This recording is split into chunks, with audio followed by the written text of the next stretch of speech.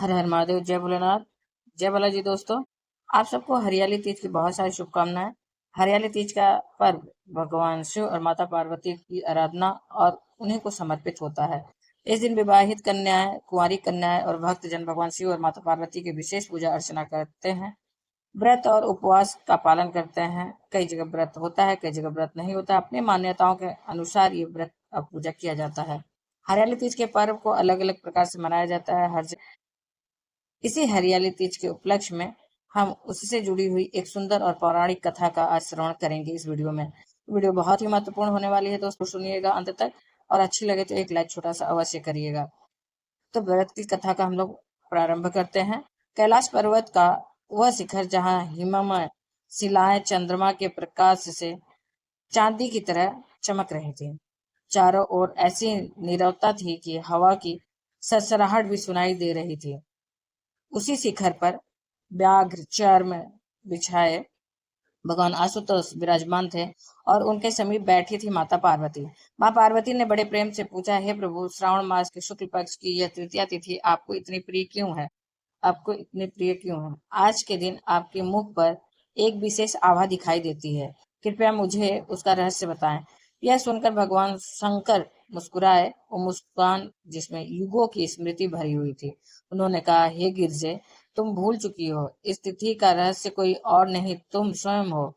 आज नहीं, आज ही के दिन मैंने तुम्हें अपने अर्धांगिनी के रूप में स्वीकार किया था और उस एक क्षण तक पहुंचने के लिए तुमने जो मार्ग तय किया है वह इस सृष्टि में किसी और ने नहीं तय किया। भगवान शिव की ऐसी बात सुनकर माता पार्वती अत्यंत विस्मित रह गईं और तभी महादेव ने उस कथा को कहना आरंभ किया। उन्होंने कहा, हे देवी, तुम्हारा यह जन्म तुम्हारा पहला जन्म नहीं है। तुमने 107 जन्मों तक मुझे पाने के लिए तप किया और यह तुम्हारा 108वां जन्म है। लेकिन इससे भी पहले एक जन्म ऐसा था जिसे मैं आज तक नहीं भूला पाया। और फिर महादेव की दृष्टि दूर क्षितिज पर जाकर स्थित हो गई। उन्होंने इस प्रसंग को सुनाना आरंभ किया। हे देवी, तुम प्रजापति दक्ष की पुत्री सती थी। तुमने मुझे वर के रूप में चुना अपने पिता की इच्छा के विरुद्ध, और एक दिन तुम्हारे पिता ने एक विशाल यज्ञ का आयोजन किया जिसमें समस्त देवता आमंत्रित थे। सिर्फ मुझे नहीं बुलाया गया था और तुम बिना निमंत्रण के वहां पहुंच गई और वहां भरी सभा में तुम्हें मेरा अपमान सुनना पड़ा। तुम्हारे पिता ने मुझे शशान वासी कहा, अमंगल कहा। हे देवी, तुमने यह सब सुनकर बर्दाश्त नहीं किया, सहन नहीं किया। यह सब अगर सह लिया होता तो शायद संसार तुम्हें भूल गया होता, लेकिन तुमने उसे सहा नहीं। तुमने कहा, जिस शरीर को इस पिता से पाया है, अब उसे धारण करने का कोई अधिकार मुझे नहीं है, क्योंकि मेरे पिता ने मेरे पति को कटु वचन कहे हैं, उनका अपमान किया है। और इतना कहकर तुमने तुमने यज्ञ अग्नि में अपना शरीर त्याग दिया। उस दिन जो मेरे अंदर टूटा उसका वर्णन शब्दों में संभव नहीं है। मैंने तुम्हारे निष्प्राण शरीर को कंधे पर उठा लिया था और संपूर्ण त्रिलोक में भटकता रहा, और फिर मैं समाधि में लीन हो गया। ना कोई इच्छा, ना कोई प्रतीक्षा, बस एक निश्चल शून्य। और तब हे पार्वती, तुम पुनः आई मेरे लिए, इस संपूर्ण संसार के कल्याण के लिए। पर्वतराज हिमालय और महारानी मैना के घर तुमने जन्म लिया। जिस दिन तुम्हारा जन्म हुआ, देवर्षि नारद मुनि वहां पर आए। उन्होंने तुम्हारे पिता से कहा, हे गिरिराज, ये कन्या साधारण नहीं है। इसका विवाह उस योगी से होगा जिसका ना कोई कुल है, ना कोई घर है। और यह सुनकर तुम्हारी माता का हृदय कांप उठा। बालपन से ही तुम्हारी मुख से एक ही नाम निकलता था, शिव शिव शिव। तुम्हारी सखियां गुड़ियों से खेलती और तुम मिट्टी का शिवलिंग बनाकर उस पर बेल पत्र चढ़ाती। और तुम बड़ी हुई तो तुम्हें ज्ञात हुआ कि मैं हिमालय की गोद में ही समाधिस्थ हूँ, समाधिलीन हूँ। तुम प्रतिदिन वहां पर आने लगी। मेरे आसन के आसपास की धूल तुम अपने आंचल से साफ करती और ताजे पुष्प चढ़ाती, जल अर्पित करती और चुपचाप लौट जाती। ना कोई मांग, ना कोई शिकायत। लेकिन मेरी समाधि नहीं टूटी। देवताओं ने व्याकुल होकर कामदेव को भेजा कि वे मेरे मन में विकार उत्पन्न करें।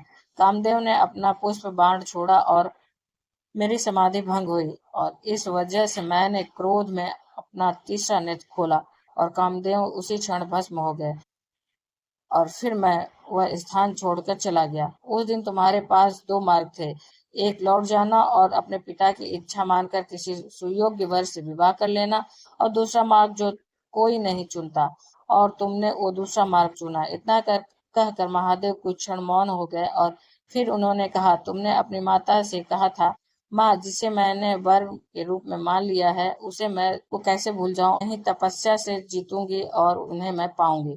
तुम्हारी माता ने तुम्हें रोकने का प्रयास किया, यानी मत करो, मत जाओ। हे देवी, उसी वचन से तुम्हारा एक नाम उमा पड़ा। माता के रोकने के बाद भी तुम नहीं रुकी। राजमहल का जो रेशमी वस्त्र उतार कर तुमने साधारण वस्त्र धारण किया, आभूषण उतार कर रुद्राक्ष पहना और हिमालय के उस निर्जल शिखर पर जा पहुंचे जहाँ मनुष्य तो क्या पक्षी भी नहीं पहुंच पाते। और फिर आरंभ हुआ वह तप जिसे स्मरण करके आज भी देवता कंपित हो जाते हैं।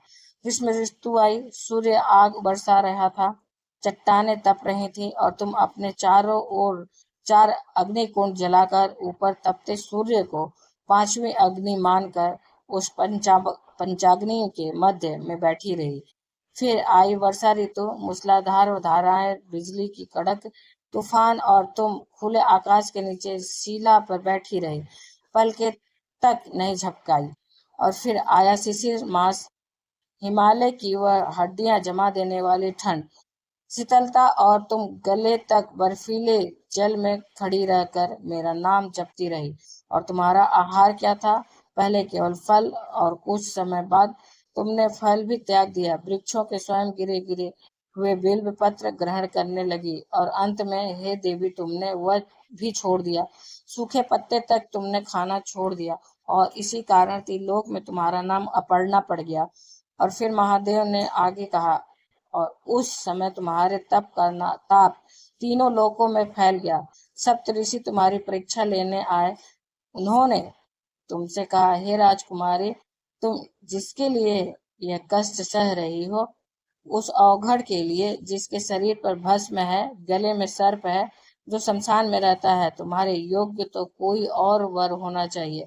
और यह सुनकर तुमने केवल इतना कहा, हे ऋषिवर, यह देह इसी संकल्प के लिए मिली है। यदि इस जन्म में वे नहीं मिले तो मैं अगला जन्म लूंगी, और फिर अगला, लेकिन वरूंगी सिर्फ उन्हीं को।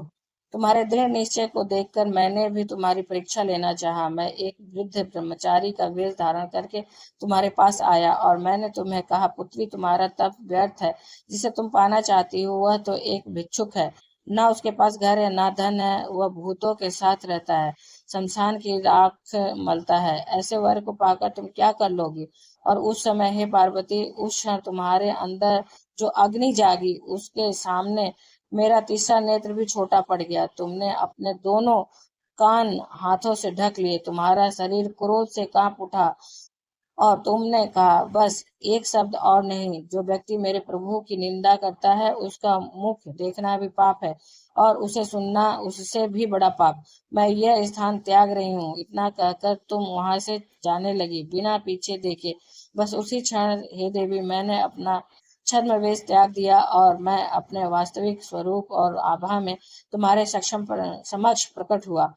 इतना कहकर महादेव चुप हो गए, और उस समय जिस वृद्ध ब्राह्मण से माता पार्वती मुख फेर कर जा रही थी, वहां वह स्वयं देवाधिदेव महादेव को खड़े पाकर बहुत खुश हुई। चंद्रमा से सुशोभित जटाएं, गले में सर्प हार, त्रिशूल हाथ में, और मुख पर वह करुणा जो सृष्टि के आरंभ से प्रतीक्षा कर रही थी। माता पार्वती ने पलट कर देखा, और वर्षों का सारा तप, सारी प्रतीक्षा, सारी वेदना सब एक साथ आंसुओं में बहकर उनके चरणों में गिर पड़ी। तभी भगवान शिव ने कहा, हे पार्वती, तुम्हारे तप ने मुझे बांध लिया। आज से तुम मेरी अर्धांगिनी हो। मैं तुम्हारे बिना अपूर्ण हूँ, और तुम ही मेरी शक्ति हो। इस प्रकार इस कथा का समापन करते हुए महादेव कहते हैं, हे देवी, वो दिन श्रावण मास के शुक्ल पक्ष की तृतीया तिथि थी, और इसीलिए यह तिथि मुझे अति प्रिय है। और फिर उन्होंने एक वरदान दिया, जिसके कारण आज भी करोड़ों स्त्रियां इस व्रत को धारण करती हैं। महादेव ने कहा, हे पार्वती, जो भी स्त्री इस तृतीया तिथि को पूर्ण श्रद्धा और निष्ठा के साथ यह व्रत करेगी, उसे तुम्हारे समान अचल सौभाग्य प्राप्त होगा। और जो कन्या इस व्रत को धारण करेगी, उसे मनवांछित वर की प्राप्ति होगी, और यह मेरा वचन है। तो दोस्तों, ये थी आज की हरियाली तीज की पौराणिक कथा। इस हरियाली तीज पर जब आप हरे वस्त्र धारण करें, झूला झूलें और तीज माता का पूजन करें, तो माता पार्वती के उस तप का स्मरण अवश्य कीजिएगा जिस तप के द्वारा उन्होंने महादेव को प्राप्त किया था। और यही वास्तव में हरियाली तीज का विशेष महत्व है। भगवान शिव तथा माता पार्वती से प्रार्थना कीजिएगा कि जैसी अटूट निष्ठा माता के हृदय में है, वैसे ही निष्ठा हमारे हृदय में भी भरे, और यही हरियाली तीज व्रत का साफल्य होगा। हरियाली तीज का यह व्रत विवाहित स्त्रियां अपने सौभाग्य, सुख और शांति के लिए, समृद्धि के लिए करती हैं। कुंवारी कन्याएं अपने मनचाहे वर और घर की प्राप्ति के लिए करती हैं, और न दंपति इस व्रत का पालन एक आदर्श संतान की प्राप्ति के लिए करते हैं। हमारी वैदिक संस्कृति में कहा गया है कि बच्चे का जन्म जब वह माँ के गर्भ से बाहर आता है, उस समय नहीं, अपितु जब वह माता पिता के विचारों में और माता के गर्भ में आता है, उसी समय हो जाता है। उम्मीद करते हैं यह बहुत ही श्रेष्ठ रहा होगा, आपके लिए उपयोगी होगा। यदि तनिक मात्र भी उपयोगी है तो एक लाइक अवश्य करिए, अपने फ्रेंड्स और फैमिली में शेयर भी कीजिए ताकि किसी की मदद हो सके।